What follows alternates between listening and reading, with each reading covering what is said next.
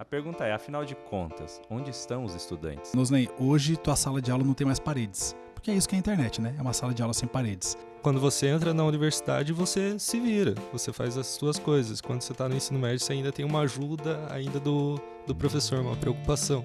Mas isso também é a questão da responsabilidade, né? Então, quando eu vou gravar uma aula na internet, eu tenho o olhar da câmera.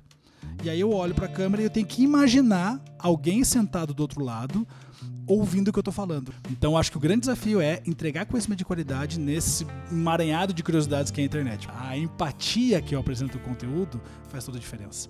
Né? Então, eu posso ser um cara que apresenta o conteúdo de forma simpática, já digo, né? Em que a pessoa olha e sorria para o conteúdo, ou posso ser uma pessoa que apresenta o conteúdo de forma sisuda e carrancuda. É uma escolha de quem está passando.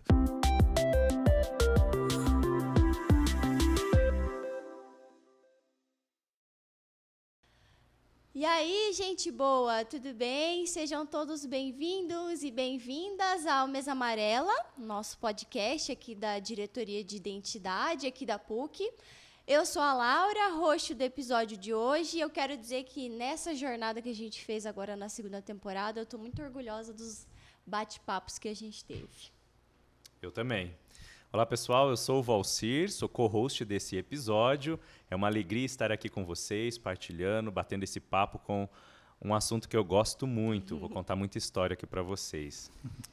E para compor a nossa mesa, quem que vem? Qual é o nosso time hoje, você? Para abrir os trabalhos, nós temos um estudante aqui, o Gustavo Martinazzo, ou Martinazzo. Seja bem-vindo, Gus. Tudo bom, pessoal? Um prazer estar aqui compondo a mesa dessa vez como estudante. E vai ser muito divertido participar. Vai ser muito bom. Bom, e quem mais que vem? Hoje é um time interessante, gente. Interessante. Aqui, o professor que vai compor a mesa com a gente é o professor Noslen Borges. Seja muito bem-vindo. Ele é edutuber, que eu fui descobrir. Chique, né? Chique. Eu ia falar youtuber, né? Edutuber. Você já pensou em ser edutuber? Edutuber, diferenciado. Tem mais de 4 milhões de inscritos no seu canal do YouTube, Instagram, TikTok. Ele tem um talento diferenciado para poder fazer dancinhas, paródias. É uma coisa muito, muito doida. Seja bem-vindo, professor. Obrigado, Laura. Obrigado a todos vocês aí. Obrigado, Gustavo. Muito feliz de estar com vocês. Espero poder contribuir nessa nossa mesa amarela, nesse nosso bate-papo aqui, que a gente possa trazer conteúdos relevantes para a galera e espero poder deixar umas marcas. Hoje eu não vou dançar, tá? Hoje não vai ter dança. Hoje não vai, porque a mesa não permite, por causa disso. Mas fica a dica para vocês procurarem. Sim, a gente vai colocar. Vamos seguir o professor Noslen aí, gente. E para começar essa brincadeira, esse bate-papo nosso aqui, a gente tem uma brincadeira que é de 0 a 100 em poucos segundos. Então vocês têm que responder essa pergunta num tweet. Rapidamente, decidam quem vai ser o primeiro e a pergunta é a seguinte. O professor Noslen diz que o professor deve ir onde está o estudante. Onde o estudante está.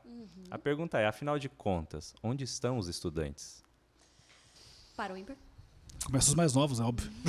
Entendi. E aí, Gu?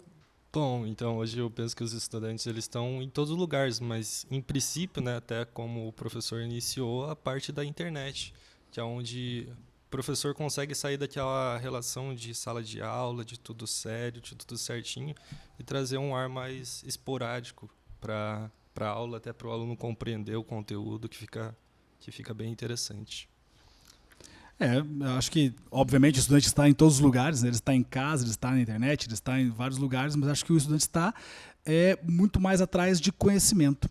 O estudante está atrás de conhecimento. E esse conhecimento ele vai estar na internet, vai estar na sua casa, vai estar em vários lugares, que é o que eu tento fazer muitas vezes, mostrar para as pessoas que, no meu caso, a língua portuguesa está em todos os lugares. Então, o estudante também está em todos os lugares, e especialmente nos lugares que tem conhecimento. E ele ainda é curioso. Muito curioso, e quanto mais curioso, melhor. Melhor, né? Eu acho que isso é bem legal, assim, da gente pensar que, às vezes, nós que estamos na universidade, a gente escuta, né, que a gurizada não é mais interessada, não lê muito e tal, e às vezes eu paro para pensar o quanto de conteúdo que a gente lê na internet, talvez em textos mais curtos e tal, e quanto de conteúdo que a gente tem acesso, e eu acho que a gurizada é curiosa, sim. Sim, sem dúvida. Eu tenho certeza que é curiosa e essa curiosidade gera ao conhecimento, muitas vezes. E acho que o grande desafio de nós que estamos aqui na internet é fazer com que esse conhecimento de qualidade chegue ao estudante. Né? Porque ser curioso já é uma coisa boa. Agora, aproveitar essa curiosidade para entregar o conhecimento de forma adequada que é o grande desafio de quem está na internet para poder fazer isso. Então, como é que eu vou fazer com que um estudante que está lá no TikTok, que é curioso pelo TikTok, dê de frente com um conhecimento e aprenda aquilo de alguma forma, de uma forma divertida, de uma forma diferenciada, como o Gustavo falou. Então, acho que o grande desafio é entregar conhecimento de qualidade nesse emaranhado de curiosidades que é a internet. Porque a internet traz curiosidades, traz alguns conhecimentos, eu vou dizer assim, que são mais ou menos legais e outros conhecimentos que são bem interessantes. Então, acho que fazer essa peneira e entregar esse conhecimento de qualidade é o maior desafio para quem está na internet. Legal. Que não me ouçam meus professores, mas às vésperas do 38 eu ainda estudo pela internet. A gente estuda, gente. Eu no ônibus vou ouvindo podcasts e chego na hora da prova tinindo. É isso. É verdade, Valcir tem ótimas recomendações para quem é da psicologia, né? Que a gente vai consumindo.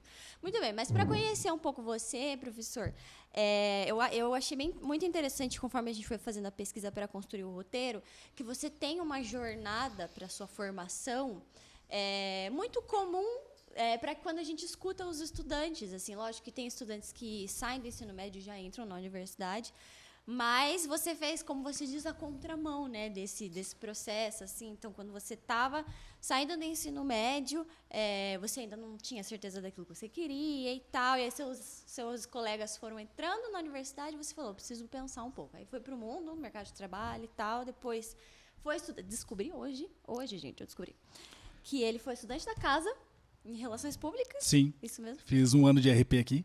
Então. E aí falou, não, parece que não é muito isso ainda, mas foi importante para você Sim. perceber aquilo que tu gostava.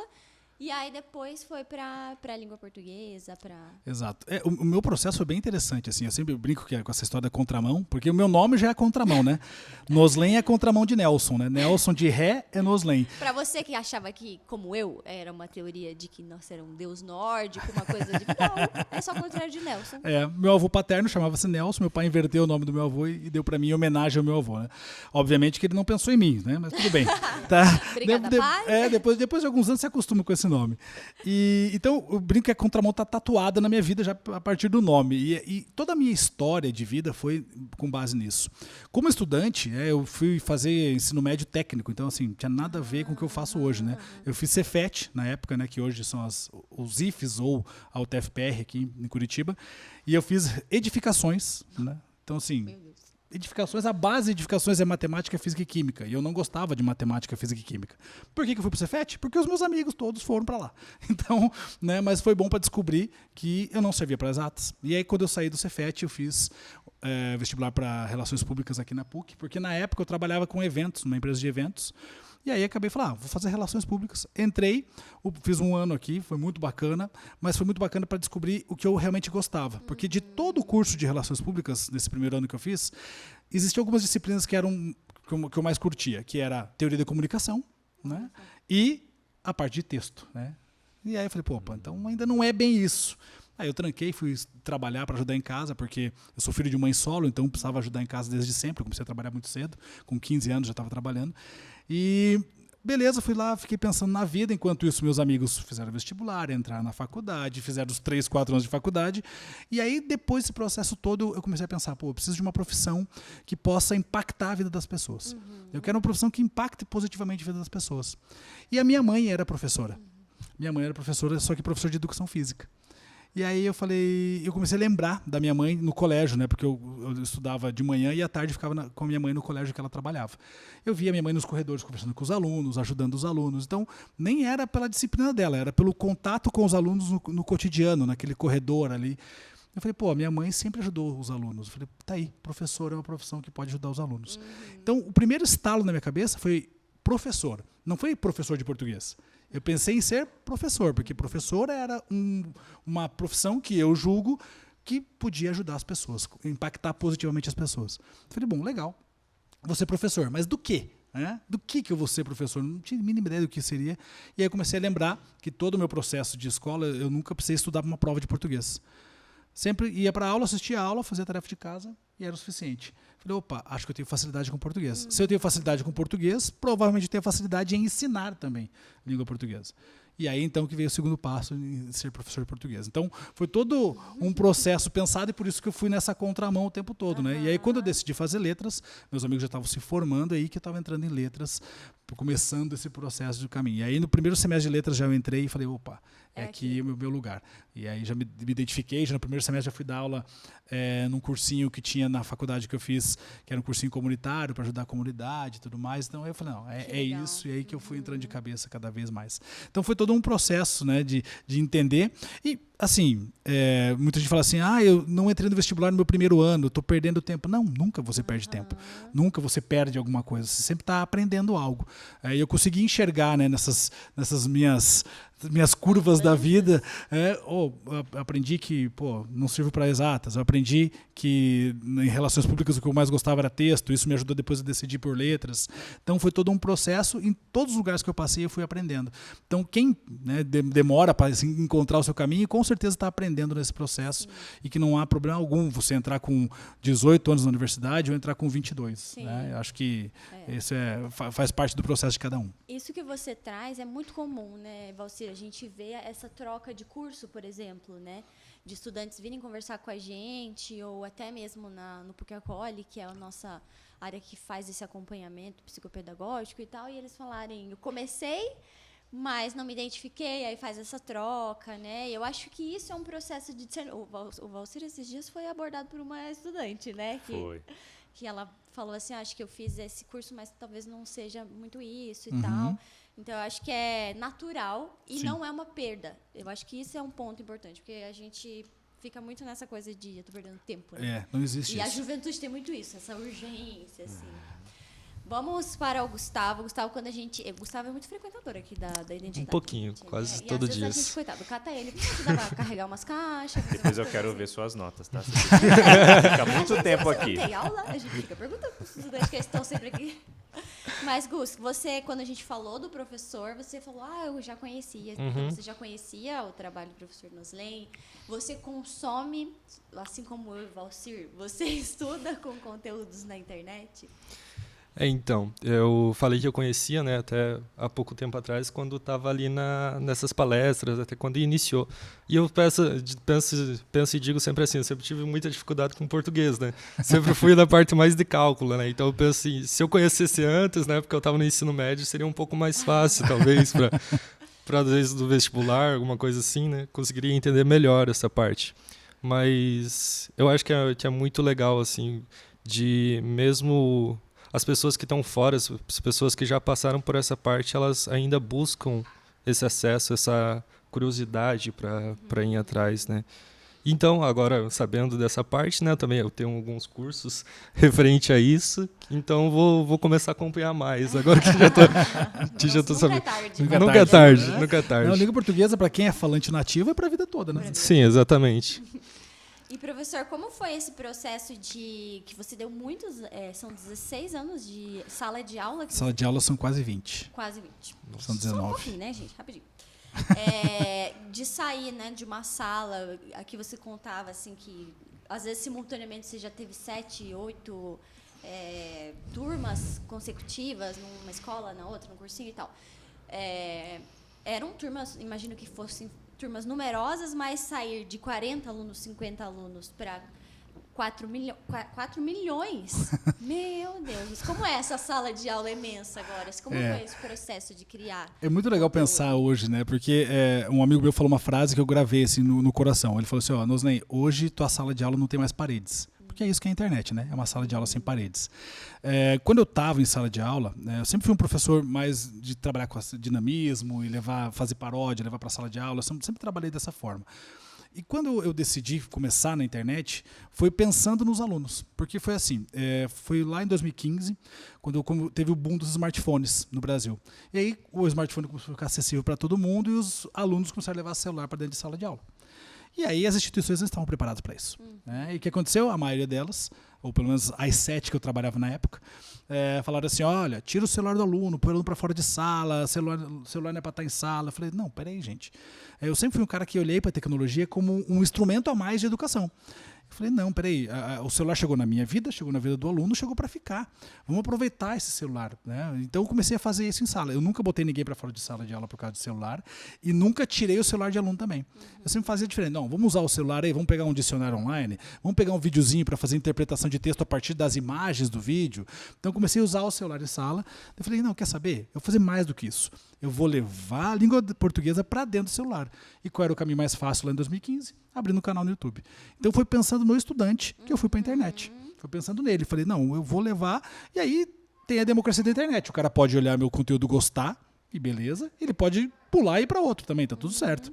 E quando eu criei o canal, então fui pensando só em levar a língua portuguesa lá para dentro, porque eu sabia que o estudante estava lá dentro. Né? O estudante estava dentro, né? Como você começou falando, né? Que o professor entendia onde o estudante está.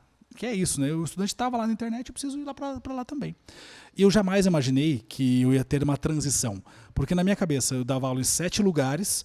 Como é que eu vou ter uma renda de 7 lugares dentro da internet? Não via a mínima possibilidade de acontecer isso.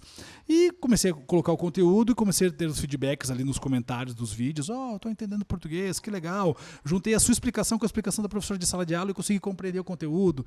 Falei, bacana. Então, acertei em fazer isso. E continuei fazendo, pensando nesse estudante que estava lá. E, para minha surpresa, 1 ano e 4 meses depois que eu abri o canal, a gente bateu 100 mil inscritos. Só que eu não conhecia muito o YouTube. E eu imaginava, 100 mil inscritos, todo mundo que abre um canal, 1 ano e 4 meses depois tem 100 mil inscritos. Né? Na minha inocência daquela época. Acontece com todo mundo. Todo mundo faz isso. Aí um amigo meu falou assim, olha, a gente vai ganhar uma plaquinha do YouTube porque a gente atingiu essa marca. Falei, opa, então é uma marca importante.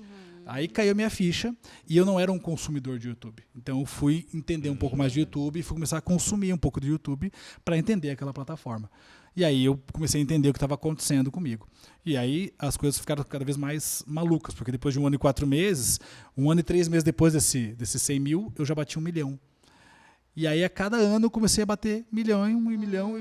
Então assim, foi muito maluco. E eu falei, poxa, uma coisa que eu fui pensando no estudante, quando eu vi eu estava totalmente engolido pela internet. Né? Então, depois de um tempo começou a ter algum tipo de retorno financeiro, eu comecei a largar as instituições porque a internet foi me consumindo mais e eu fui cada vez mais entrando de cabeça, mas foi muito a longo prazo. Assim. Então, foi bem calma essa transição. E essa transição aconteceu quando eu percebi eu já estava dentro da internet 100%. Né? Então, foi muito natural até, posso dizer. Foi muito natural esse processo todo. E aí as coisas começaram a acontecer de um jeito que eu comecei a ficar até... foi até engraçado, assim, porque teve uma vez, a primeira vez que aconteceu comigo, eu estava no shopping, passeando, e uma família me parou. Você não é o professor Noslen? Eu falei, sou. Eu e minha esposa estudamos para concurso com você e meu filho de 9 anos estuda com você para o colégio. Eu falei, olha aqui. Poxa, eu estou atingindo uma família inteira. Né? E aí eu falei, caramba, né? Como é que não é um impacto social isso, né? Sim. E aí eu me assustei com aquilo, mas de uma forma positiva, obviamente. E aí, vamos tirar uma foto? Falei, comigo? Mas por quê? Por que uma foto comigo? E aí, foi caindo a ficha. Aí começou a cair as fichas e comecei a entender o que estava acontecendo, mas foi muito de supetão até, assim. Né? Eu não fiz pensando, né? Acho que foi isso, assim, eu não fiz eu vou abrir um canal para que um dia eu seja... Não foi proposital. Não, o foco sempre foram os alunos, sempre foram os estudantes, e hoje o foco continua sendo as pessoas que estudam de alguma forma a língua portuguesa. E é isso que é importante, assim, acho que eu não posso perder esse foco. Se em algum momento eu perder esse foco, talvez eu me perdi no caminho também, né? A gente conversava um pouquinho antes aqui, né? Muito bonito que isso. Eu sempre me preocupo com isso. Todos os dias quando eu acordo, eu penso, se acabar a internet hoje, o que sobrou de mim? Sobrou um professor? Então eu estou no caminho certo. Se acabar a internet hoje e eu pensar assim, meu Deus, acabou minha vida, eu me perdi no caminho em algum momento. Né? Meu foco precisa ser a educação e precisa continuar sendo os estudantes, porque foi por eles que eu abri o canal. Que legal. Então eu preciso continuar pensando dessa forma e sempre me policiando mesmo, né, para seguir esse caminho. Tem um propósito, né? Sim. Isso que a gente fala muito para os nossos estudantes e até falamos às vezes para o espelho também. Tenha um propósito, é importante isso, né? Isso faz toda a diferença. E ouvir o Noslen falando me lembrou da Escola da Ponte do professor português José Pacheco, que o Rubem Alves escreve sobre ele, contando essa escola sem paredes. Talvez você tenha seguido essa linha e criou uma escola sem paredes, realmente, né? Onde todos, de todas as idades, estudam juntos e o conteúdo faz sentido para todo mundo, né? E não sei se vocês sabem, devem saber já, mas esse podcast nasce de uma universidade. Nós estamos no meio da universidade. Inclusive, agora há pouco tinham alunos aqui conversando alto, né? Pensei, será que vai atrapalhar? Será que vão atrapalhar? Nada, o podcast é feito para eles, tá tudo certo. Vocês participaram de algum jeito. E eu fiquei lembrando de quando eu entrei na universidade. E me lembrei principalmente porque eu tenho uma relação, então, de proximidade com a tua mãe. Porque eu fiz educação física. Foi a minha primeira graduação. É verdade. Lá em 2003, entrei na UEM, em Maringá, na Universidade Estadual de Maringá, para o curso de Educação Física. Saí do ensino médio em 2002, 2003 entrei no curso de Educação Física. Era licenciatura e eu lembro das primeiras leituras que eu fiz, né, textos de cunho marxista, com uma escrita que se inspira ou que tem como referencial teórico o processo dialético. E aí o professor perguntava assim, qual é o conceito de corpo, de corporeidade para Platão? Eu ia lá e escrevia. Ele falava, é o oposto disso. Eu falei, mas isso está escrito no texto. Ele falou, você continuou o texto? Depois ele refuta essa ideia. Eu falei, qual é a lógica do autor colocar uma ideia, alguém escrevendo sobre Platão, é óbvio, e de repente ele refuta a ideia que ele colocou. Ele falou, isso é dialética, isso é materialismo histórico dialético. Falei, caramba, no ensino médio não me ensinaram isso, eu não sei ler esses textos. Então foi uma crise muito grande no meu primeiro ano que eu falei assim, eu não vou entender nenhum dos textos, eu não sei ler esse tipo de texto. E aí me veio essa ideia, essa pergunta para fazer para o Gustavo. Eu não lembro se eu falei teu curso ou se você falou, gente, o Gustavo faz teologia aqui na PUC. Como é que foi? Você saiu direto do ensino médio e veio para o ensino superior? Ou, assim como o professor Noslen, você teve outras caminhadas antes? E se você sentiu muito esse impacto de sair do ensino médio para o ensino superior? Foi muito diferente? Então, eu saí diretamente quando eu terminei o terceiro ano. No ano seguinte já eu comecei a faculdade aqui na PUC, né? Sou de Santa Catarina, eu vim de lá para cá para fazer a faculdade. Mas assim, para mim foi uma diferença assim gigantesca, porque todo mundo sabe, né? Tava no ano da pandemia, então a gente tinha aula online e as aulas online às vezes não eram tão fortes, a gente não conseguia estudar muito bem, então tinha uma diferença muito grande assim. Eu fiquei até um pouco chateado quando eu comecei, por assim dizer, né? Chateado, tipo assim, de não conseguir, às vezes de não conseguir acompanhar, até por causa dessa mudança, né? Porque eu fiquei do segundo e no terceiro ano quase completo, só em remoto, às vezes o híbrido, então foi um pouco complicado, assim, voltar do nada a estudar, começar com as leituras, começar com os trabalhos, começar com as provas, então foi um pouco complicado. E esse ano, assim, depois do primeiro semestre, ali, depois da metade do ano, eu consegui me encaixar, consegui voltar ao normal do que era antes, né? Daí agora eu tô conseguindo acompanhar melhor. Até por isso que eu até passo bastante tempo aqui, porque daí eu consigo conciliar tantas atividades que eu faço extracurricular na PUC e consigo conciliar com a aula também. Bacana, bacana. E aqui na PUC eu não estou na sala de aula, sou professor de formação, mas na PUC eu tenho a oportunidade de ter outra sala de aula. Mas não tem um lugar que eu não vá e que eu não escute a palavra professor. Você é por aqui? Olha, você tem perna.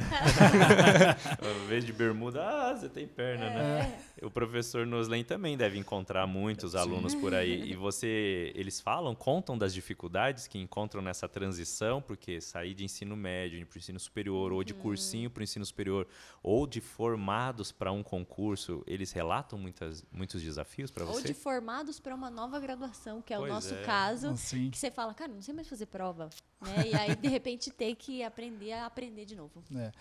O que eu encontro muito, assim, as pessoas sempre dizendo assim, professor, olha, eu estudava contigo, aí você vê como eu tô velho já, né? No Fundamental 2, estudei no médio e agora estou na faculdade e retomei alguns estudos porque na minha faculdade tem alguma coisa relacionada a texto, e aí eu voltei. Ou então, terminei a faculdade e agora retomei os estudos porque vou fazer um concurso. Então, eu sempre escuto que as pessoas retornam, né, ao meu conteúdo, né? Poucos dizem, eu tive dificuldade nisso. A maioria das pessoas dizem, eu tinha dificuldade em português, aí te encontrei, melhorei, enfim, e aí agora tô retomando para poder fazer uma prova a mais, uma prova diferente. Então, eles não relatam muito as dificuldades da vida deles, mas muito focado mesmo na vida com a língua portuguesa, né? Então, as dificuldades que as pessoas relatam para mim, assim. Mas é interessante quando uma pessoa fala para mim assim, eu estudava contigo no Fundamental. E aí a pessoa está na universidade agora. Eu falei, pô, meu Deus, já faz tanto tempo que eu tô na internet, sabe? Isso não parece tanto, né? Tudo bem, né? Tô careca, barba branca, mas enfim. Então, a maioria das pessoas, quando relata alguma coisa, são as dificuldades com a língua portuguesa em si, e aí depois acabam retomando, né? E eu fico feliz delas não terem esquecido de mim, porque muitas vezes as pessoas passam, né? Estudei lá crase, aprendi porque eu precisava para a prova e depois nunca mais volto. Não, as pessoas acabam lembrando, não, pô, uma vez eu aprendi crase com o Noslen, e aí acabam retornando no conteúdo. Então, isso eu fico feliz também de ter esse feedback das pessoas. E essa parte, assim, né, achei muito interessante esse caso que você conta dessa família, né? Porque são formas de estudar diferentes. Uma coisa é estudar para o concurso, outra coisa é ainda estar na escola e tal. Mas muitas vezes a angústia no aprender é a mesma, assim, Sim. né? O professor lá, certamente os professores na sala de aula fazem um milagre para a gente tentar entender, mas é aquela coisa, às vezes é um conteúdo que tu não tem tanta afinidade. Ou meus professores de matemática fizeram tudo o que foi possível. Mas eu não sei, entendeu? Então, eu acho que é isso também, tem um pouco da afinidade da pessoa e tal. Você no período que você ainda estava com o ensino médio e depois encontrou, você consegue, assim, talvez pensar em essas angústias que os alunos têm, assim, as dificuldades? Em geral, eles relatam metodologia de dificuldade, ou em geral eles relatam porque a matéria não entra na cabeça mesmo? Eu acho que tem algumas coisas bem legais a gente pontuar. Primeiro, o professor de sala de aula ele tem 50 minutos para dar o conteúdo, né? E o aluno tem 50 minutos para se virar para tentar aprender aquele conteúdo. Na internet, quando ele vai para a internet, ele consegue assistir o mesmo vídeo 25 milhões de vezes, o tempo que ele precisa, pausando para poder entender aquele conteúdo. Então, como você disse, né, os professores de sala de aula fazem milagre para tentar fazer todo mundo entender da mesma forma. Mas aí, quando a pessoa está em casa, ela consegue fazer toda essa dinâmica de estudo diferente. Quando eu estava em sala de aula presencial, eu lembro que eu sabia quais conteúdos eram mais difíceis para os alunos, que eram conteúdos mais técnicos. Então, vou falar de oração subordinada substantiva. Tipo, que bicho é esse, né? Qual que é o problema disso? Então, eu tentava já na hora de preparar a minha aula, preparar de uma forma diferente. Tirar um pouco essa tecnicidade das palavras, trazer contextualizado. Então, eu já fazia isso em sala de aula. Quando eu vim para a internet, eu falei, bom, aí eu tenho que fazer mais ainda isso. Contextualizar mais ainda isso. Trazer mais para o dia a dia das pessoas, para que elas possam entender de uma forma menos técnica e mais prática. Que é uma das dificuldades da língua portuguesa, né? Ser prático com a língua portuguesa. Eu já falei uma vez para um amigo meu, se eu fosse professor de física, os meus vídeos da internet iam ser piores do que são agora, porque agora com português eu faço música, não sei o quê, eu rebolo, faço de tudo. Boto peruca, faço de tudo um pouco. Se eu fosse professor de física, eu ia vestir uma roupa de lã e me jogar no chão para mostrar o atrito da lã com o chão. Né? Eu ia botar a roupa inteira jeans, me jogar no chão e mostrar o atrito com a roupa jeans. Eu ia fazer esse tipo de vídeo, né, para explicar. E talvez eu fizesse isso em sala de aula. Eu ia botar uma roupa de lã, chegar com um macacão de lã na sala de aula para mostrar o atrito. Então, é fácil fazer uma coisa prática com a física, com a química, com a biologia. Como é que eu faço a prática da língua portuguesa para as pessoas entenderem? Porque a grande dificuldade da língua portuguesa é onde é que eu vou usar isso? Para que serve essa oração subordinada substantiva? Aí eu tenho que mostrar, olha, no texto em que você vai fazer uma transposição do discurso, que é um resumo de um discurso, você usa esse tipo de frase. Né? Fulano disse que. Essa frase, essa oração, fulano disse que, é uma oração subordinada substantiva. Eu não preciso falar oração subordinada substantiva. Eu digo, você vai usar essa frase aqui, o fulano disse que. Então, é muito de pensar como é que eu torno prático isso. Né? E as grandes dores das pessoas em língua portuguesa é a praticidade da língua. Porque como a gente usa a língua no dia a dia sem pensar nessa parte técnica, quando você fala, você está fazendo um pleonasmo, a pessoa, o que é pleonasmo? Né? Então, é tentar fazer com que isso fique mais palpável, sem ser tão técnico, mas ao mesmo tempo trazendo uma coisinha ou outra da parte técnica, porque numa prova você vai encontrar a parte técnica. Então, esse sempre foi o grande desafio da língua portuguesa e a grande dor das pessoas em sala de aula. E a língua é viva, né? Exato. Isso é curiosíssimo. Eu converso muito com amigos a respeito disso. E às vezes a gente fala errado também, né? E aí você na posição de professor, você fica, será que eu corrijo meu amigo? Será que eu corrijo, né? Mas o uso da língua no cotidiano e depois na versão escrita, temos percebido que os jovens, os estudantes têm dificuldades de escrever, muita dificuldade. Dependendo do curso, ele não vai ter essa cobrança de escrita. Aí depois, se ele quiser fazer uma pós-graduação, precisar escrever um TCC, uma dissertação, uma tese... Ficam em pânico. Aí vem a dificuldade, né? Então, eu acho grande isso que você faz, de trazer para próximo da realidade das pessoas aquilo que está muito difícil. E a universidade ou a escola parece que dificulta algumas coisas, né? Na verdade, assim, a educação, de modo geral, desde a educação básica até a graduação, não foi criada para isso e ela não teve uma atualização para isso. Porque é preciso ter uma atualização na forma de ensinar. Porque senão a gente vai ficar repetindo o que todas as gerações de professores fizeram na vida, que é falar de forma técnica, que é cobrar de forma técnica. Então, óbvio, a gente não pode deixar o técnico de lado, mas sem aproximar do cotidiano. Né? Por exemplo, a gente tem um monte de coisa de regionalidade também. Né? Então, quando eu falo aqui, nós aqui da região sul, temos uma linguagem própria na fala, e inclusive palavras próprias, que quando a gente conversa com outras pessoas de outras regiões não existem, e que existem palavras da região deles que também para nós não existem, mas às vezes quer dizer a mesma coisa. Né? Então, o exemplo mais clássico, né? Aipim, mandioca e macaxeira. É tudo a mesma coisa, quer dizer a mesma coisa, só que palavras diferentes. Então essas regionalidades também implicam, né? Você falou que você é de Santa Catarina, né? Tem muita coisa própria de lá. E aí a hora que ele fala, se ele não traduzir algumas coisas, talvez a gente não entenda, né? Então essa questão da língua viva.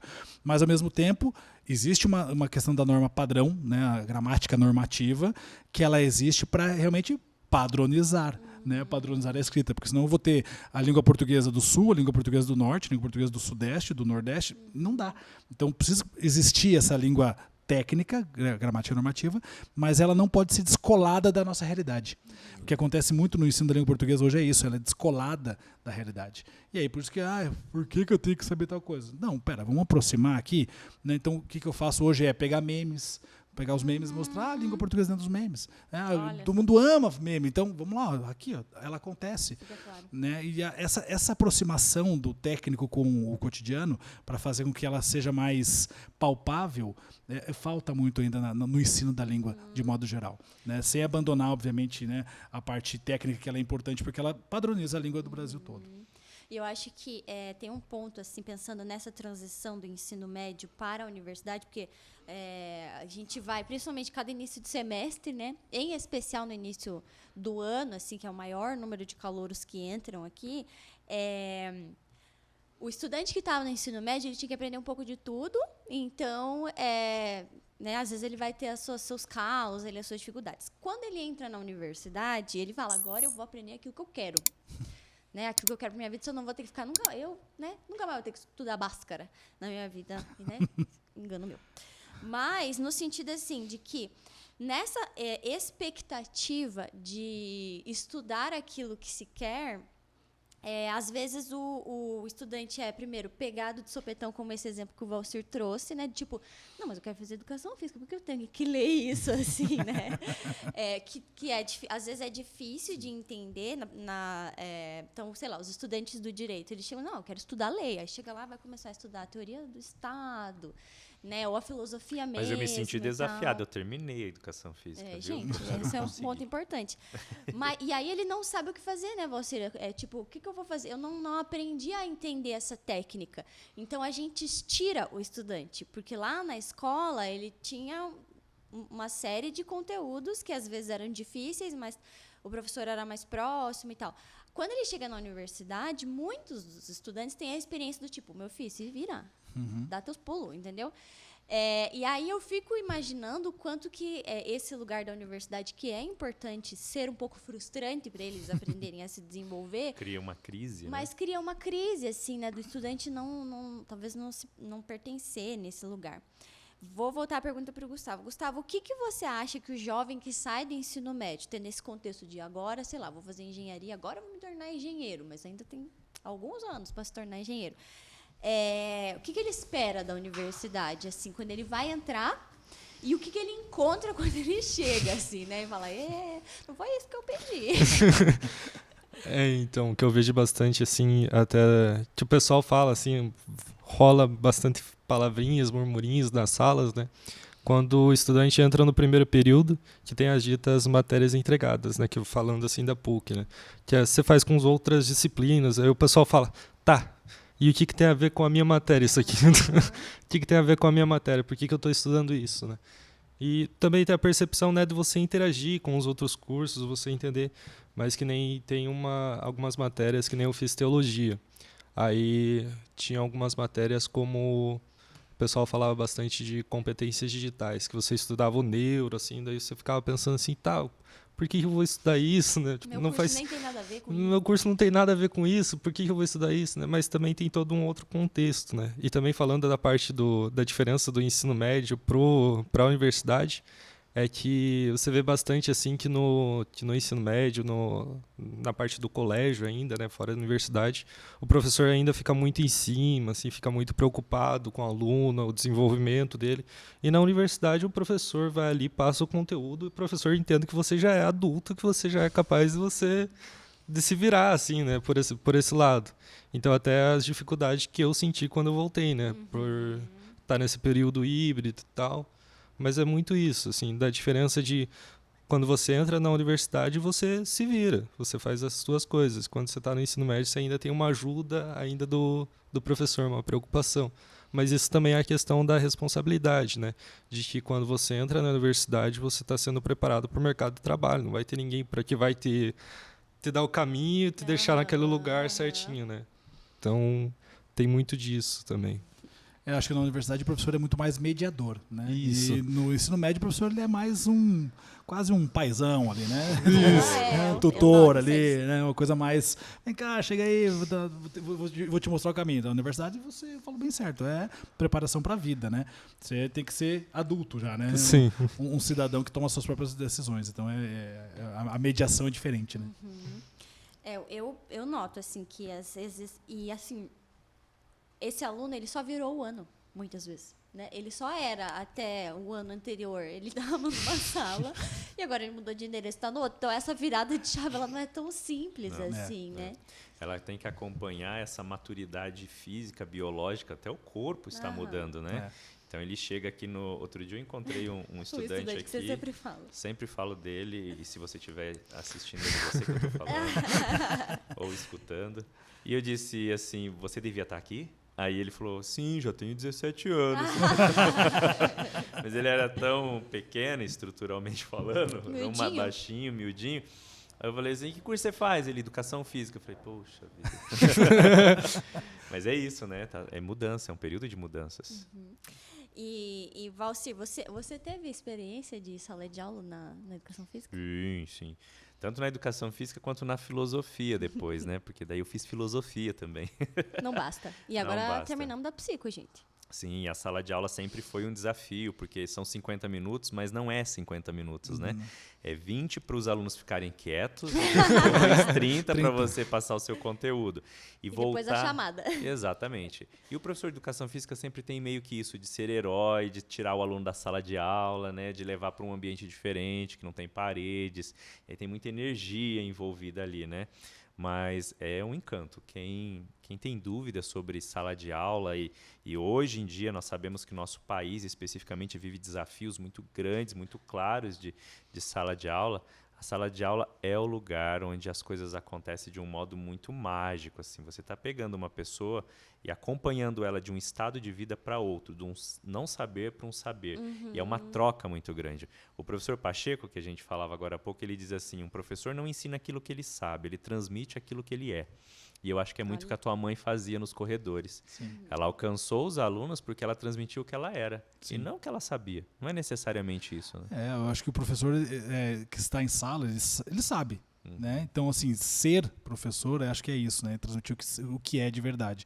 Então, vai além do saber. Porque eu, como professor de português, eu tenho obrigação de saber o conteúdo em português. Como professor de educação física, você tem a obrigação de saber o conteúdo. Agora, ser professor no sentido de se dar como isso não é para qualquer um. Né? Acho que tem gente que escolhe simplesmente passar o conteúdo formal. E tem gente que escolhe ser além do professor, né? Acho que essa é a diferença. E tá tudo bem também quem escolhe ser só o professor que passa o conteúdo. Tá tudo bem, não tem problema. Né? Mas acho que existe uma diferença muito grande.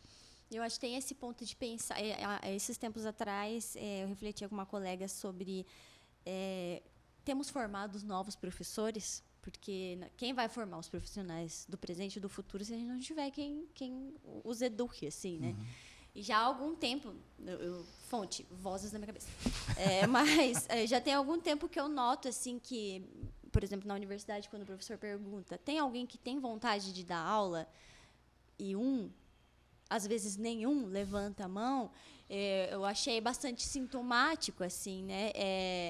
E eu acho que, mas tem essa fronteira, assim, né, do professor, e em especial na educação básica, que eu acho que muitas vezes é mais fragilizado, porque talvez a academia tenha, não, já estou dando aula para adulto, ou tem uma questão de status social e tal, mas na educação básica eu acho que fica ainda mais fragilizado, é essa vocação para educar.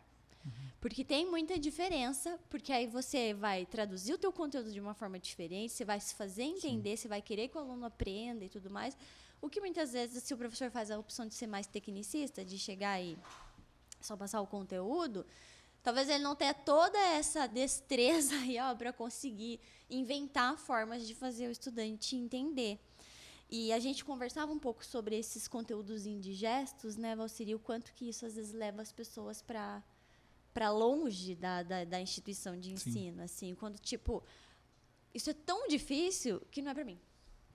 E o aluno sai, assim, você acha que chega um momento em que o conteúdo fica tão indigesto para as pessoas que elas simplesmente desistem e falam, vou fazer outra coisa mesmo? Então, eu acho que o conteúdo indigesto, tudo depende da forma como a gente apresenta ele. E esse é um dos desafios que eu trago para mim, assim, o tempo todo. Gramática é indigesto para todo mundo. Por que as pessoas estão lá comigo? Porque talvez a forma como eu apresento a gramática ela seja um pouco menos indigesta. Então, assim, mas aí também tem que ver o quanto que as pessoas que ensinam os conteúdos estão dispostos a entregar dessa forma, entende? Uma das grandes bandeiras minhas como professor eu quero ser um facilitador do conteúdo. E tem gente que não, eu não quero ser um facilitador, eu quero entregar o conteúdo, e eu conheço muitos professores que não, eu quero entregar o conteúdo do jeito que ele é, com a parte técnica e tal. Tá tudo bem, é uma escolha, né? Mas eu, como professor, eu falo, não, eu quero entregar o conteúdo de forma facilitada, eu quero ser um facilitador desse conteúdo. Então, a maneira como eu apresento o conteúdo, eu tenho certeza que impacta nas pessoas de uma forma diferente. Então, assim, eu posso apresentar a gramática do jeito que eu aprendi. Eu aprendi a gramática sujeito, predicado, objeto direto. Eu aprendi dessa forma. Mas eu não quero ensinar só dessa forma. Eu quero ensinar de uma forma facilitada. Porque eu quero que as pessoas realmente entendam e vejam a importância disso no cotidiano delas. Então, acho que a maneira como a gente apresenta os conteúdos é que faz com que ele seja indigesto ou não. A empatia que eu apresento o conteúdo faz toda a diferença. Né? Então, eu posso ser um cara que apresenta o conteúdo de forma simpática, já digo, né? Que a pessoa olha e sorria para o conteúdo, ou posso ser uma pessoa que apresenta o conteúdo de forma sisuda e carrancuda. É uma escolha de quem está passando. E talvez por isso que muita gente não queira entrar em sala de aula, porque recebeu esse conteúdo dessa forma indigesta.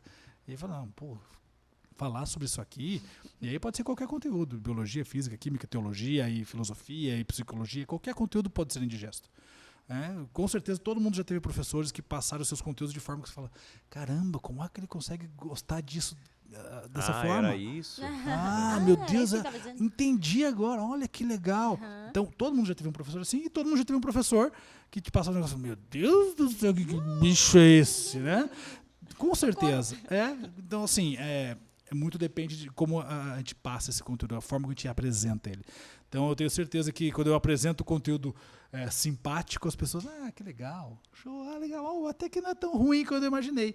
Né? Agora, se eu chego e apresento de uma forma mais carrancuda, ele vai ficar carrancudo para a pessoa.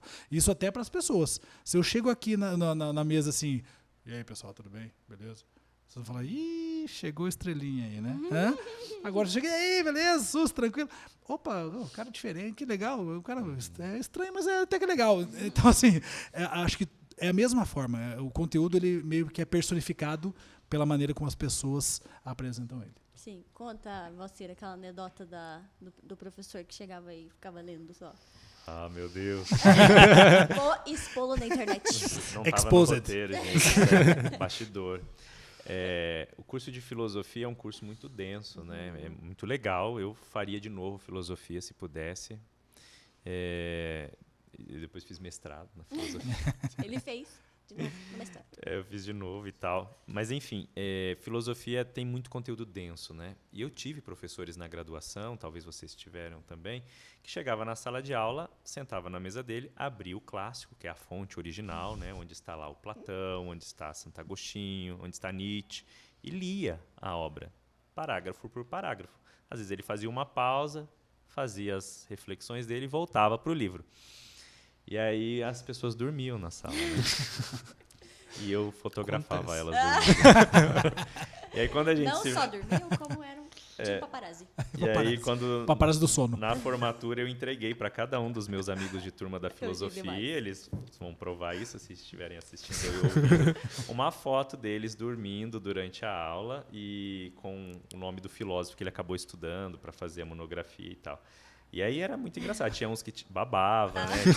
Tinha uns que psicografava, porque dormia com a caneta assim, enroscada no papel. E Se era uma caneta dessa aí, abriu, tinha uma mancha de tinta. Que ela vai soltando. ela vai soltando. Faz parte, né? Mas temos as inspirações também, né? Tem muita, Gustavo, você tem algum professor assim que na tua história te chamava, tipo, te inspirava assim a aprender da forma como ele ensinava, da forma como ele era encantado pelo conteúdo? Então, a parte que eu disse no início, né, que eu gostei sempre mais da parte de física, de química, sempre entendi melhor. Acho que foi como o professor passou, assim, que era o lado assim que é mais fácil de aplicar, né, falando dessa parte. Porque daí o professor chegava assim, chegava dentro da sala no ensino médio, passava uns experimentos químicos, ou às vezes na aula de física eles faziam umas aulas de robótica, montar essas coisas. Então o aluno se interessava mais, né? Então era esse tipo de professor, por isso que eu acabei gostando mais dessa área, né? Então quando tinha aula mais de português, história e geografia, era mais um professor que passava conteúdo. Aprendi, mas não foi da mesma forma, né? Que eu acho que também tem esse lugar coracional de ser cativado, né? Eu hoje faço a psicologia porque na primeira graduação a minha professora de psicologia jurídica, ela era extremamente encantada com aquela matéria, assim, com aquele conteúdo e tal. E foi minha orientadora, assim, inclusive depois quando eu fizer as recomendações eu vou cumprir com ela. Mas por causa disso, assim, né, da empolgação. E aí isso me trouxe a notícia de que, eu tenho vontade de dar aula assim. Porque se ela me comoveu dessa maneira, né, apaixonada e tal, e isso me fez querer saber mais sobre a matéria dela, eu sei que existe um elemento, né, educadora, que é muito forte assim nessa aprendizagem. Tem uma aprendizagem que é parte do conteúdo, que é parte do aluno e tal, mas tem uma parte que é o professor ajudar a dar sentido àquilo para ti. Você acha que faz sentido isso? Total, é isso mesmo. Quando você vê uma pessoa apaixonada por aquilo que faz, ela acaba fazendo você se apaixonar por aquilo também. Não tem como não. Por exemplo, às vezes eu recebo alguém falando assim, eu vi um professor te imitando na internet. Eu falei, que bom. Maravilha. Né? Que bom, quer dizer que eu consegui cativar alguém assim, né? Isso é muito bom de saber que tem pessoas que estão se inspirando, né? Ou pelo menos, porque eu não acho que é cópia, né? Acho que é inspiração. Cada um tem a sua identidade, cada um é individual, e aí eu posso olhar para você, acho que tem coisas que a Laura faz que eu posso aproveitar aqui. Então eu estou me inspirando em você, né? Então não estou te copiando. E quando isso acontece, com certeza é porque a gente tocou no coração dessas pessoas de alguma forma, a gente entregou, porque é isso. Quando eu falo de língua portuguesa, eu falo com o coração, né? Eu falo, se eu vou falar de crase, eu vou lá e faço uma musiquinha pra crase, é quase como se eu estivesse me declarando pra crase, né? Quando a pessoa é apaixonada não faz musiquinha, não faz musiquinha pra quem ama, vou fazer um poema pra quem ama. Então eu fiz um poeminha pra crase porque eu amo a crase. Então eu fiz um poeminha pra o sujeito porque eu amo o sujeito. Então acho que é por aí. E as pessoas conseguem ser cativadas dessa forma. Então faz todo sentido. É o que eu percebo bastante também, que hoje, como tem uma aula que é espiritualidade, né? Que eu vejo que o professor, quando ele passa a matéria assim, ele tem muita convicção e que ele vivenciou aquilo, que ele presenciou aquilo.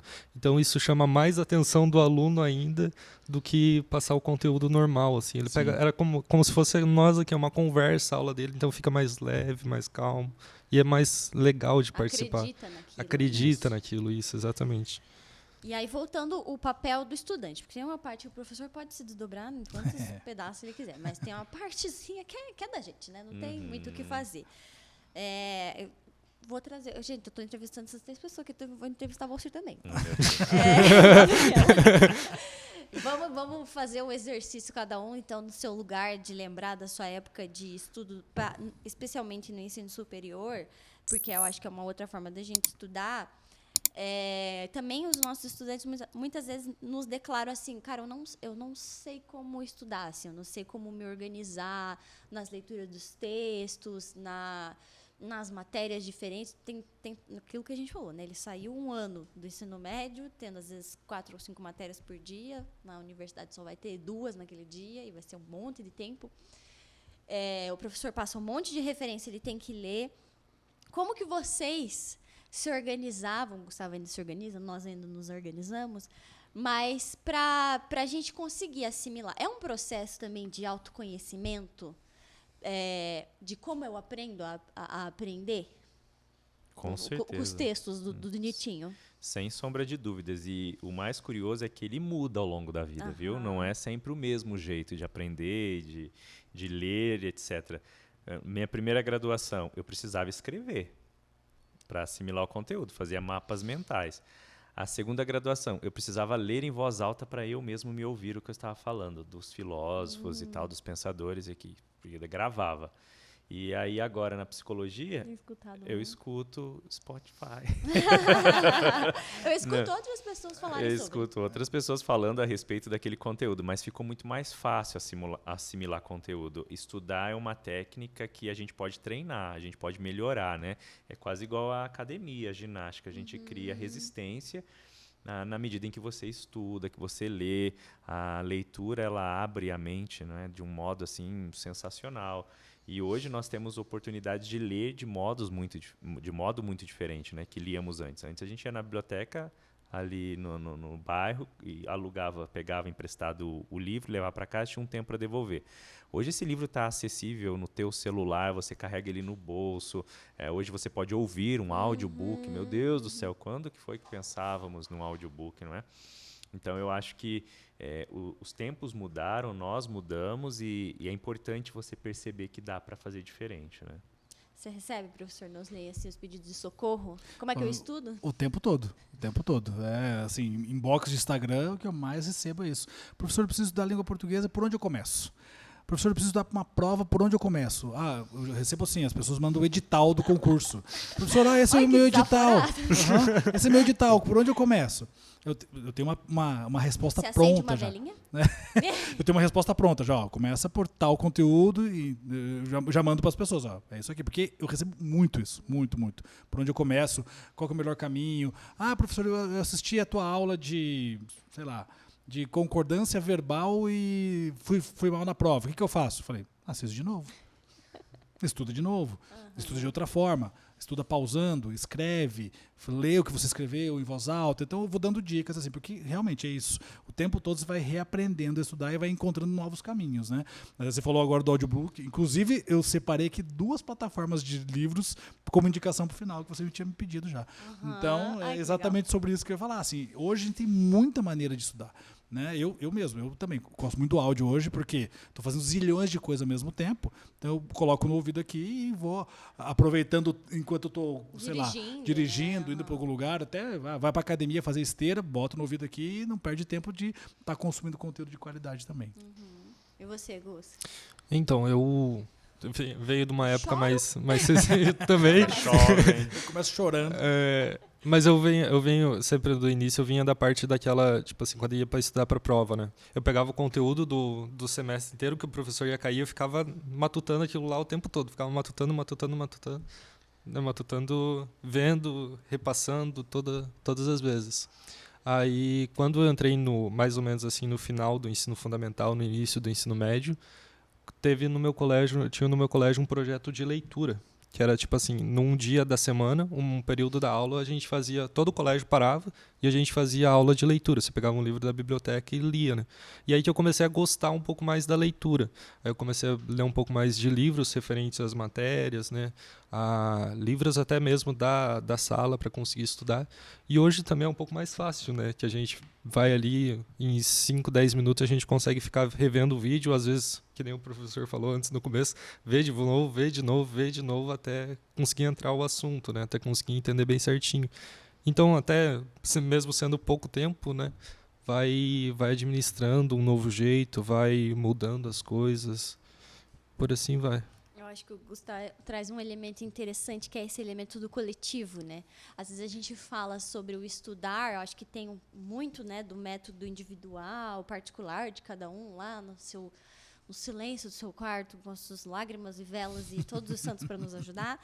Mas tem esse aspecto do coletivo, até com as metodologias novas, né, ativas, não sei se é nova, gente, porque o povo sempre fala que nada disso é novo, mas no sentido assim, das metodologias mais ativas, dos estudantes, sala de aula invertida, coisa arada e tal, que é essa coisa do estudar junto, né? Tipo, você tem mais facilidade com tal conteúdo e tal. E aí ontem foi uma situação bem engraçada que o professor de neuropsico, beijo, professor Everton, tava dando uma aula muito densa, assim, e aí a minha amiga atrás de mim, ela falando assim, amiga, ainda bem na hora que a gente for estudar, você vai traduzir de uma forma mais simples, isso vou aprender, né?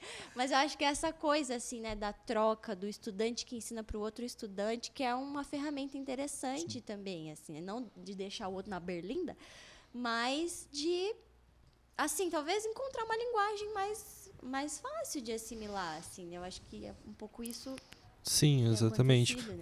Falando da minha parte, né, a parte que eu mais aprendi era a parte quando eu estava explicando. Quando tinha apresentação de seminário, assim, então eu percebia que eu conseguia entender melhor o conteúdo quando eu ia apresentar para os outros alunos, né, que tinha a sala invertida, que a gente pegava um assunto, montava os slides e tal, e apresentava para o aluno. Eu via que dessa forma eu aprendia melhor. Eu aprendia melhor explicando para os outros, assim. E o pessoal captava. Exato, eu acho, tomara. Espero que sim. Cuidado, viu? Começa assim, você acaba sendo professor. A gente ficou falando... Eu acho que ele já foi mordido pelo bichinho do direcionar. Agora, atualmente, o professor Noslen pode ficar com a parte boa, né, professor? Exato. Porque é isso, dar aula só pelo dar aula é a melhor coisa, né? Porque eu posso só falar do conteúdo, explicar do jeito que eu acredito. Porque quando você vai para uma escola, você tem muita burocracia, né? Você tem muita burocracia. Você tem que preparar a prova, você tem que corrigir prova. Preparar redação, corrigir redação. Preparar atividade, livro de chamada, não sei o quê. Então, essas burocracias que te consomem mais do que a sala de aula. Porque a sala de aula é a parte mais divertida. E hoje eu tenho isso, né? Que é só ir lá fazer na minha sala de aula da internet lá, as minhas maluquices, para ensinar do jeito que eu acredito. Então hoje eu tenho só a melhor parte da educação, assim. Legal. E agora, então, a gente fez uma jornada, né? Falamos da jornada que o professor se desdobra para dar sua aula, que o aluno se desdobra para aprender. E agora, para a gente também encaminhando para o que o João já levantou as plaquinhas ali atrás. Depois você reclama que tem muito conteúdo para editar. Desculpa, ajudo de novo. Mas, assim, a gente tem muitos professores aqui na PUC que, enfim, também se desdobram para dar suas aulas, para falar com esses professores de todo o Brasil que nos acompanham, e para falar com esses alunos que têm vontade de ser professor, de repente a gente tem até um aqui, que dicas você daria para tornar esse conteúdo mais acessível? É a pergunta de milhão, né? É isso que eu ia falar, pergunta de milhões, né? Porque, assim, é muito individual, querendo ou não, isso, porque acho que cada professor tem sua didática, sua maneira de dar aula. Não vou dizer assim, você tem que fazer dança. Não, ninguém tem que nada. Acho que cada um tem que encontrar o seu caminho, assim. Tem professores que são mais sérios e, mesmo assim, conseguem passar seu conteúdo de forma amigável. Então, é muito mais... um exercício, acho que, de empatia, que foi o exercício que eu mais fiz quando eu vim para a internet. Porque na internet eu não tenho o olhar das pessoas. Então, quando eu vou gravar uma aula na internet, eu tenho o olhar da câmera. E aí eu olho para a câmera e eu tenho que imaginar alguém sentado do outro lado ouvindo o que eu estou falando. Então eu preciso pensar em como é que eu vou fazer com que aquilo fique mais acessível para quem está sentado do outro lado. Inclusive, eu preciso saber, esse conteúdo eu sei que nessa parte é a parte mais difícil para todas as pessoas. Então, como é que eu vou explicar isso de uma forma fácil numa câmera que não está interagindo comigo? Então, tudo isso foi um exercício que eu tive que criar muito forte, assim, de ter essa empatia, de me colocar no lugar do outro e pensar como é que vai ser fácil para ele entender esse conteúdo. E eu acho que isso serve para a sala de aula também. Quando eu estou lá na frente dando a minha aula, eu preciso pensar como é que vai ser mais fácil para o meu estudante entender esse assunto que eu estou falando. E isso é muito particular, porque talvez o jeito mais fácil que eu faço não é o jeito que o Valcir vai fazer, que a Laura vai fazer, que o Gustavo vai fazer. Então, assim, porque cada um tem suas características próprias, sua identidade, sua maneira de fazer isso. Então, a dica que eu dou para o professor se coloque no lugar de quem está sentado. Né? Parta desse princípio. Parta desse princípio, mesmo que você seja um professor de universidade. Eu sei que na universidade o professor quer que você se vire. Mas mesmo assim, acho que eu posso me colocar lá no lugar de quem está sentado lá naquela sala de aula e explicar de uma forma para aquela pessoa um pouquinho mais empática. Né? Acho que a melhor dica que eu posso dar hoje é essa. Assim, se coloque no lugar do aluno. Você assistiria a tua aula até o fim? Exatamente. A tua aula está interessante para o aluno, não para você, porque para o professor a aula dele sempre é interessante. O filho da gente é bonito, né? Exatamente. Né? Então, a minha aula sempre é interessante. Será que é interessante para quem está sentado lá? Ah, não, o aluno tem que se virar. Não, eu concordo, o aluno de universidade tem que se virar? Tem que, mas eu posso dar uma melhoradinha nessa minha explicação, eu posso dar um olhar mais carinhoso para essa explicação, mais humano. Eu acho que eu posso humanizar o conteúdo. Tinha um amigo meu que falava assim, não, porque o estudo é doído mesmo, estudar dói, estudar é sofrido. Eu falo, cara, não concordo. Por mais que o estudar dói, porque aprender de forma geral dói, né? Porque você está consumindo um conteúdo, está expandindo tuas relações neurais, então está doendo no teu corpo, eu posso deixar essa dor um pouquinho mais leve. Se estudar dói, por que é que eu não posso dar um afago a essa dor? Então eu não concordo que eu preciso ser o cara que vai bater mais ainda. Então eu posso ser um cara mais leve nessa maneira de apresentar o conteúdo e as pessoas aprenderem tanto quanto. Então acho que talvez a dica se coloque no lugar do outro lá de que está sentado, e será que ele assistiria só até o final? Não você do jeito que você está hoje, com o conteúdo que você já absorveu durante todos esses anos, mas você lá com 16 anos, 17 anos, 18 anos, sentado na tua frente, você gostaria do que você está fazendo? Fica para pensar aí. Fica no ar. E é muito engraçado esse lugar do estudante, né? Porque na minha sala tem alguns colegas que são professores. E aí eu brinco assim, eu falo, gente, você sentou na cadeira do estudante, tem um espírito que se aposta de você, sabe, que você vira o estudante. E você quer atrapalhar a aula. É o espírito então, ragatanga. Uma coisa que é você estar lá na frente, dando a tua aula. De manhã, essas pessoas deram aula. À noite, quando elas sentam na cadeira, vira estudante. Então, e aí eu acho que, não sei como é para eles, assim, mas eu fico imaginando que talvez a gente se pareça muito mais com os nossos estudantes do que a gente imagina. Não tenha dúvida. Meu estudante pentelho, e aí você é o pentelho na sua sala. Não tenha dúvida. Sempre acontece isso. Eu fiz pós aqui na PUC, e quando eu sentava na cadeira ali, eu era o pentelho. Eu era o pentelho. Era uns 20 minutos para parar de eu era o TDAH ali, entendeu? O hiperativo. Era esse cara. Vamos para as nossas recomendações? Vamos lá, a gente sempre termina o nosso episódio, nosso bate-papo fazendo recomendações, né? Então a gente tem aqui uma sequência de pessoas na ordem que vai fazer suas recomendações, né? A primeira é a recomendação da casa. Nós estamos aqui na PUC Paraná e queremos recomendar o PUC Acolhe, uma equipe muito interessante ali, orquestrada pelo professor Saulo e que tem apoio psicopedagógico, língua portuguesa, matemática, inclusive. É uma equipe muito grande que pode ajudar você se está com dificuldade de estudar, de se organizar, etc. Procure aí no nosso site ou procure a gente aqui nos comentários que a gente pode responder para você. PUC Acolhe. Vai ajudar muito vocês, né? Os alunos procuram muito. Professor Noslen? Bom, como eu já tinha dito, né? Eu já tinha separado isso. Eu tenho duas plataformas de livros que eu vou indicar para vocês. Vou indicar duas para não parecer que eu estou fazendo publi, entendeu? Porque não é publi. São as duas que eu uso mesmo. É a plataforma Esquilo, que é SKEELO, e a Bookplay. Tá? As duas têm tanto livros que você pode comprar em PDF para ler mesmo o livro, ou audiolivros, audiobooks. Que legal. E aí são as duas que eu utilizo quando eu estou aí fazendo minhas atividades, boto lá o fone e fico ouvindo livros durante esse processo. Por quê? Muita gente tem dificuldade, muitas vezes, com eu não tenho palavras para utilizar nesse texto, e o livro te traz isso, né? Quanto mais você lê, mais você aumenta o vocabulário, você entende as dinâmicas de escrita, até a formação das estruturas frasais, das orações. Então, quanto mais você lê, você consegue adquirir isso e sem contar o conhecimento todo que tem dentro do livro. Agora, por que estou indicando essas duas de que tem audiobook? Por causa disso, essa dinâmica da galera que estuda diferente hoje também.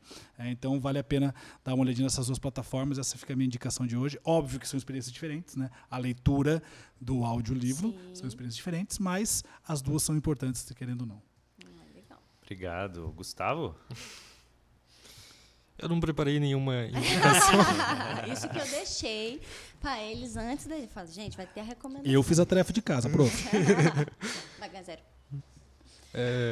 Mas eu acho que a indicação que eu posso passar é mais a indicação de busca mesmo de escolher o que você gosta de fazer, de entender, de se conhecer próprio, né? De se conhecer o jeito que você gosta de estudar e o jeito que você vai trabalhar melhor. Então, buscar diversas formas diferentes, né?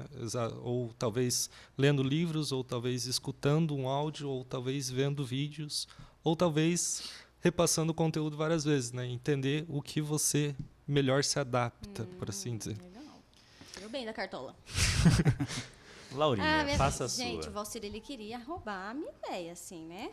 Mas eu vou falar primeiro, ele não vai poder roubar a minha ideia. Quando a gente foi pensar também nas recomendações, acho que vou fazer uma recomendação mais afetiva, que tomo mais uma vez, que essa professora minha da graduação, que foi bem importante para mim. Eu tenho alguns professores agora, na outra graduação, ou professores que foram da educação básica, que foram importantes.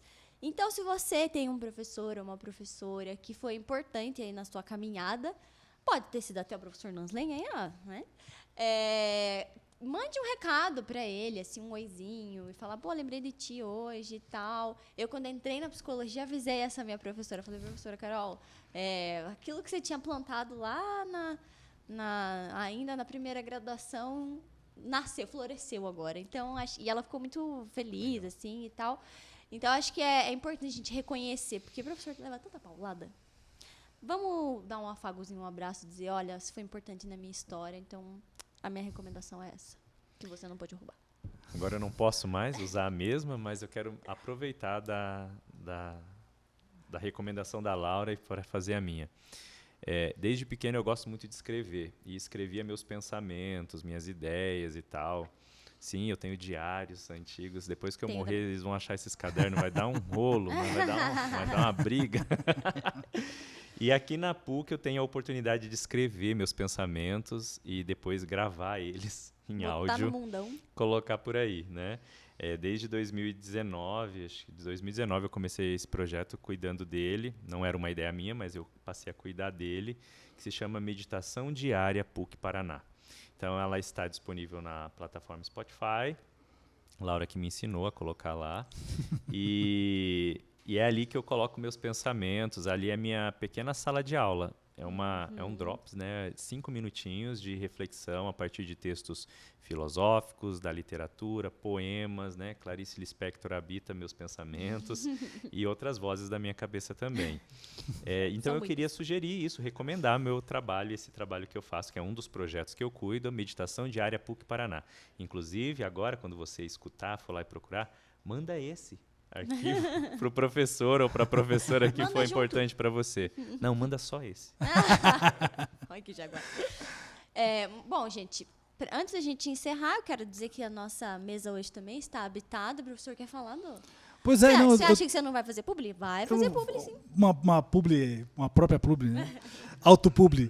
Esses são os meus cadernos de 10 matérias. Eu sei que essa aqui é uma versão, um alter ego mais infantilizado, digamos assim, que é o Nonozinho, o personagem que eu tenho. São cadernos bem bacanas aí, ele tem até stickers ali, ó. Adesivo. Até stickers. Na minha época, isso aqui, ficava até perder a cola, porque eu falava, vou guardar para uma ocasião Uma especial. ocasião especial, Nunca chegava, ficava lá. Então, eu tenho várias cores, são 4 cores na verdade, e na contracapa ele tem uma tirinha que foi eu mesmo que fiz, tá? Explicando algum conteúdo em língua portuguesa. Então esse aqui é o uso da vírgula lá no vocativo, né? E aí a gente tem uma explicaçãozinha, um bate-papo ali de 2 personagens, que é o Nonozinho mais o Zequinha, que é um personagem muito conhecido aqui da nossa região. Então quem quiser também pode ter acesso a esses cadernos. Só entrar no meu Instagram, lá na minha bio tem o linkzinho. E fica à vontade. Além de, lá no link da bio também você vai encontrar meus cursos, né? Que é o clubedonoslen.com.br. Lá você tem tudo de língua portuguesa, aprofundado, com material didático, PDF, tudo que você precisa lá para estudar a língua portuguesa, desde o fundamental, o médio e até para quem vai fazer concurso também. Então fica à vontade lá, clubedonoslen.com.br. E também tem minha gramática, lá também tem o link para comprar minha gramática, também, que foi feita lá com o pessoal do AlphaCom e está disponível aí, que é o pessoal lá de Cascavel. Também tem uma gramática interativa, uma gramática interativa para a galera lá. E eu estou escrevendo um outro livro que deve sair até o final desse ano, se Deus quiser. Aí, ó, fica aí os spoilers. E também a gente recebeu, tô bem contente, assim, porque a gente cobrava muito a Chamex que eles tinham que mandar uns presentes pra gente colocar. Um chamequinho? Não quiseram me mandar. Eu vou cobrar, porque o chamequinho é muito da minha infância ali. Mas eles mandaram, até o pessoal tá usando aqui o Chamex Notes, então eu quero agradecer ao pessoal da Chamex. Entrem no site deles também, a gente vai deixar na descrição para vocês conhecerem outros produtos aí que apoiam o nosso projeto. Gente, foi muito bom conversar com vocês. Muito obrigada pela presença, Gustavo, professor Noslen, Valcir. Aí, nossa, já não é mais calor, o Valcir agora tá batizado já. Eu acho que essa jornada que a gente fez com a Mesa Amarela na segunda temporada foi muito legal. A cada temporada eu sinto que a gente vai amadurecendo e melhorando e mudando os quadros e tal. Então, a gente espera que para vocês tenha sido muito gostoso também. Quero agradecer a equipe do Farol, o João, que está ali bem sério para poder gravar, né? Já fechando o nosso 20º episódio aí, com a Mesa Amarela, o Juliano, que trabalha toda na edição, quase fica louco comigo. Quero agradecer a equipe toda aqui da Identidade, que eu boto todo mundo para trabalhar, o Faustinho está ali atrás. Todo mundo é muito cuidadoso assim, com esse projeto. Assim, eu sinto que ele é feito em muitas mãos. Nesse ano, nós ainda teremos Mesa Amarela? Teremos Mesa Amarela no segundo semestre, então fiquem calmos, vai dar tudo certo. Quero agradecer a Chamex, mais uma vez, por apoiar a FTD Educação e também ao PUC Idiomas, especialmente na figura do Natan, que é a pessoa, nosso intérprete de Libras, que eu acho que garante a acessibilidade aí para os nossos episódios. Fiquem com a gente aí, aguardem que logo traremos mais informações sobre a próxima temporada. E até mais, gente. Obrigada. Tchau, até pessoal. mais. Até mais.